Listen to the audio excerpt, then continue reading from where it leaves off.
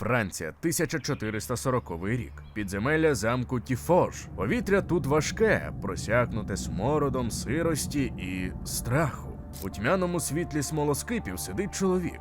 Його ім'я колись гриміло на полях битв поруч із Жанною Дарк. Він був маршалом Франції, героєм, якого обожнювали натовпи. Тепер він чудовисько, чиє ім'я матері шепчуть дітям, щоб налякати їх перед сном. Жиль де Ре, прототип синьої бороди. Перед ним на столі стоїть келих. Він тремтячими руками підносить його до вуст. Це не просто вино, це густа пряна солодка рідина, яка пахне корицею, імбиром і чимось екзотичним, небезпечним. Він п'є цей напій, щоб розпалити в собі вогонь, щоб заглушити совість. Або навпаки, щоб пробудити демонів перед тим, як спуститися ще нижче до своїх катувальних камер. Цей напій називається гіпокрас. Сьогодні ми звикли думати про вино зі спеціями, як про милий різдвяний глінтвейн, який п'ють на ярмарках, закутуючись у шарфи. Та історія гіпокрасу – це не про затишок. Це історія про алхімію, про інквізицію, про спеції, які коштували дорожче за людське життя, і про медицину, яка скидалася радше на магію. Як ліки давньогрецького лікаря перетворилися на улюблений допінг серійного вбивці, чому за дрібку райських зерен могли вбити, і куди зник цей легендарний еліксир. Сідайте зручніше, ми відкорковуємо історію. Вітаємо! Ви на каналі Історія на тарілці, де ми говоримо про їжу, історію, культуру та їх взаємозв'язок. Попереджаємо! Нас не можна дивитися на порожній шлунок. А тепер до чергової історії.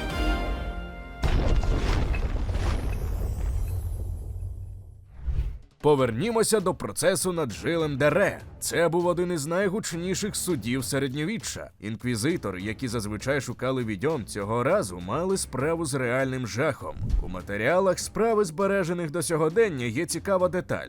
Обвинувачення стверджувало, що маршал уживав величезну кількість алкоголю не просто для пияцтва. Це було ритуальне дійство.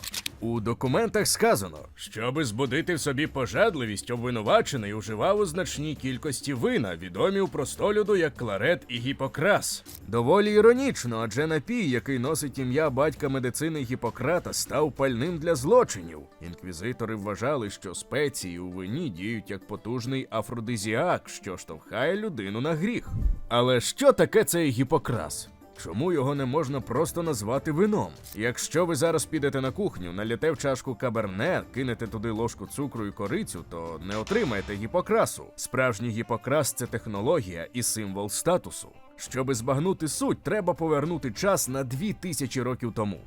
Античність. Вода в містах брудна, небезпечна. Вино п'ють усі, навіть діти, бо спирт убиває бактерії. Проте римське і грецьке вино часто було, скажімо так, нестабільним. Воно швидко скисало, перетворюючись на оцет. Що роблять люди? Вони починають його виправляти. Мед, трави використовували все, що могли. Та саме Гіппократ або його учні вигадали дещо революційне. У трактаті «De Superfetazione» є порада – давати породіллям вино з медом і тмином. Але головне – це спосіб приготування. Спеції не просто кидали до келиха, їх настоювали, а потім проціджували крізь спеціальну конструкцію.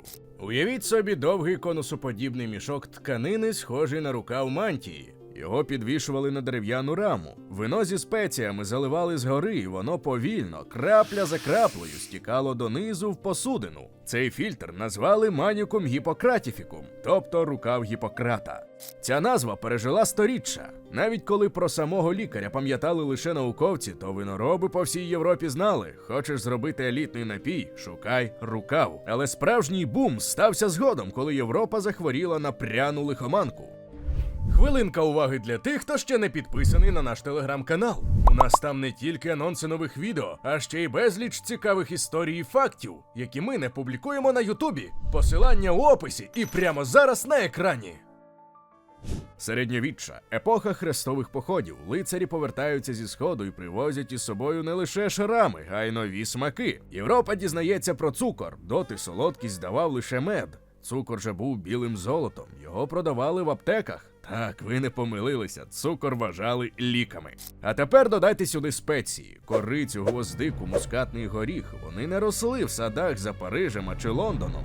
Їх везли караванами через пустелі, морями крізь піратські води. Та був один інгредієнт, який робив Гіппокрас справді легендарним. Його називали грана парадізі – райські зерна. Сьогодні ми знаємо це як малегетський перець або гвінейський перець. Але для середньовічної людини це були зерна, які буквально випали з раю. Торговці старанно підтримували цей міт. Вони розповідали, що ці зерна виловлюють сітками в Нілі, куди ті потрапляють просто з Едемського саду. Насправді ж їх везли із Західної Африки. Португальці згодом засекретили мапи берегів Гвінеї, щоб ніхто не дізнався, де росте цей перець.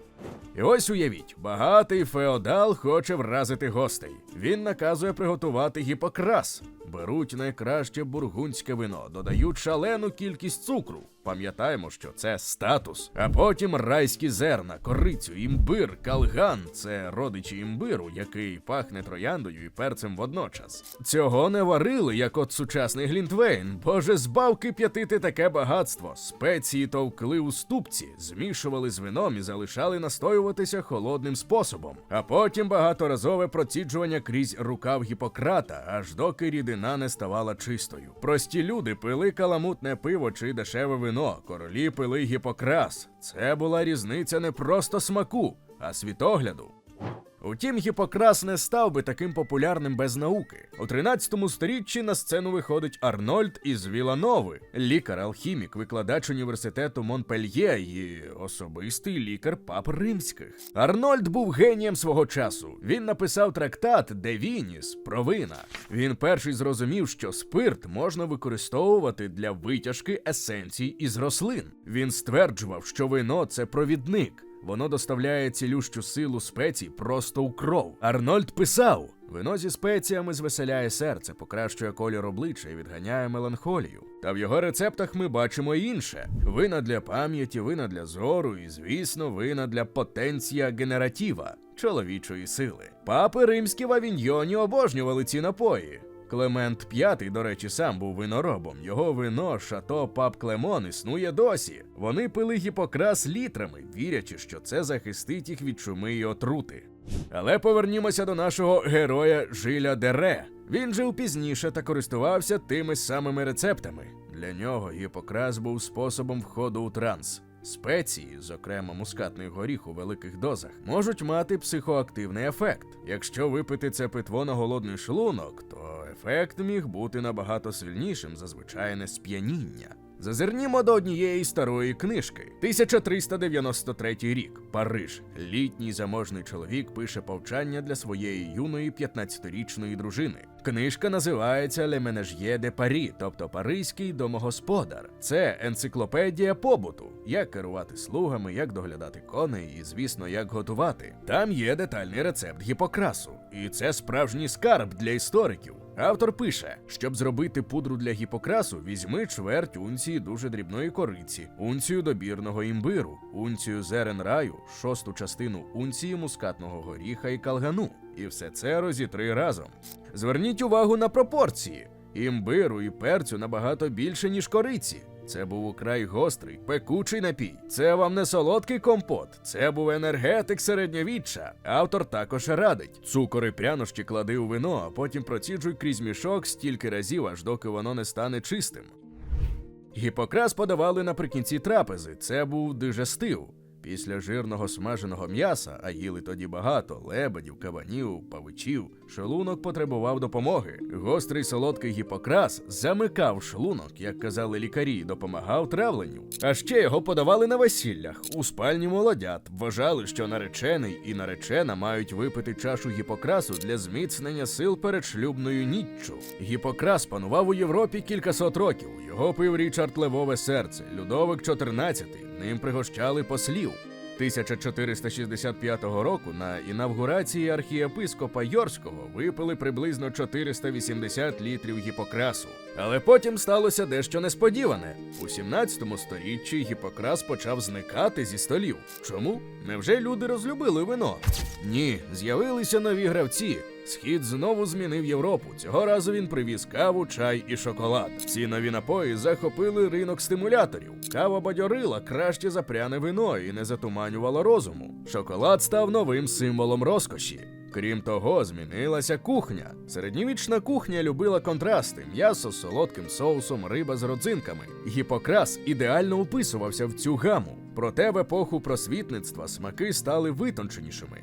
Люди захотіли відчувати смак самого продукту, а не спецій. Винороби почали боротися за чистоту букета вина. Додавання кориці в добре витримане бордо стали вважати варварством. До речі, про нову кухню можете дізнатися у нашому відео про Антуана Карема. Гіппокрас почали витісняти простіші напої. Пунчі, а згодом і шампанське, про яке також є відео на каналі. А рецепти Гіппокрасу переїхали з королівських банкетів до сільських кулінарних книг, а згодом і геть забулися. Здавалося б, історія закінчилася, та історія має звичку ходити колом. Сьогодні ми бачимо ренесанс крафтових напоїв. Бармени шукають старі рецепти, і Гіппокрас повертається. У Франції ви можете купити пляшку справжнього гіппокрасу у туристичних крамницях біля середньовічних замків. Але найближчий родич Гіппокрасу, якого ви точно знаєте, це глінтвейн, від німецького глювайн, себто палаюче вино. Проте пам'ятайте про різницю. Глінтвейн – це гаряче вино, яке зігріває тіло після холоду.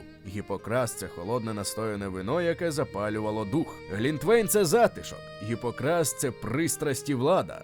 Коли ви наступного разу додаватимете гвоздику до вина, то згадайте про Жиля де Ре в його похмурому замкові. Згадайте про каравани в Сахарі, які везли райські зерна. Згадайте про алхіміка Арнольда, який шукав вічну молодість. Спробуйте приготувати його вдома. Візьміть славне вино, не шкодуйте імбиру, знайдіть кардамон і той самий довгий перець. Дайте йому добу спокою, і коли зробите перший ковток, то відчуєте смак, про який забули на 300 років. Смак середньовіччя. Тільки не втрачайте голови, як це робили королі минулого.